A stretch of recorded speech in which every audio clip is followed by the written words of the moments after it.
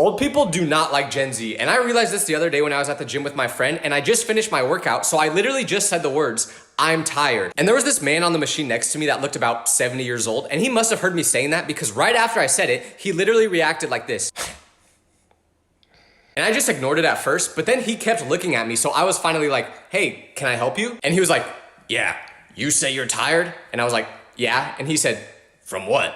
Sitting down? And he said this because I was sitting on a bench talking to my friend. So then I was just like, yeah, that's why I'm tired. But then he said, you don't know what tired is. Your generation is lazy. Listen, Unc, I do not care.